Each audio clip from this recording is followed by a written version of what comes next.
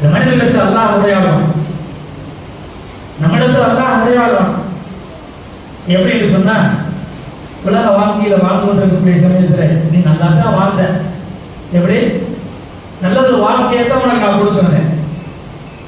ஆனா நான் ஒரு சமயத்துல பசிக்கிறேன்னு சொல்லிப்பட்டு உன்னுடைய வீட்டு வாசலுக்கு முன்னால் வந்து நின்றேன்.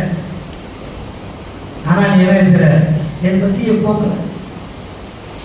தாகிக்கிறேன்னு சொல்லி போட்டு உன் வீட்டு வாசலுக்கு முன்னால் நான் வந்து நின்றேன். ஆனா என்னுடைய தாகத்தை நீ போக்கல. இந்த மனிதன் ஆச்சரியப்பட்டு கேட்பான், ரொம்ப நீயா வந்து என் வீட்டு வாசப்படிக்கு முன்னால் வந்து நின்று பசிக்குதுன்னு சொன்ன, நீயா என் வீட்டு வாசப்படிக்கு முன்னால் வந்து தாகிக்குதுன்னு சொன்ன அப்படின்னு ஆச்சரியத்தோடு கேட்பான்.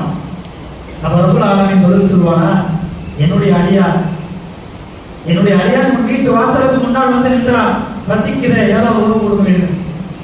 அந்த நேரத்தில் நீ தந்திருந்தாய் என்று சொன்னால் என்னுடைய திருப்புருஷத்தை நீ பெற்றிருப்பாய். அந்த நேரத்தில் தாகத்திற்காக நீ தண்ணீர் கொடுத்திருந்தாய் என்று சொன்னால், தாகத்தை போக்கியிருந்தாய் என்று சொன்னால் என்னுடைய திருக்குறத்தை நீ பெற்றிருப்பாய் என்று அல்லாஹ் அந்த நேரத்தில் சொல்லி காண்பிப்பான். சங்கீதத்தோடு உலக வாழ்க்கையில உதவி செய்வது என்பது மட்டும் ஒரு மிகப்பெரிய ஒரு செயல் என்பதாக பெரிய செயல் என்பது இல்லை. ஆனா அந்த செயலை ரப்புக்காக வேண்டி அது இறை பணி என்று என்ன செய்யுங்க, நினைச்சு செய்ய வேண்டும்.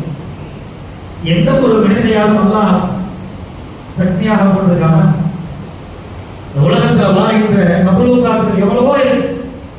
எந்த ஒரு மகளுக்காரத்தையும் அல்லாஹ் என்ன செய்யல, பற்றி கொள்ள.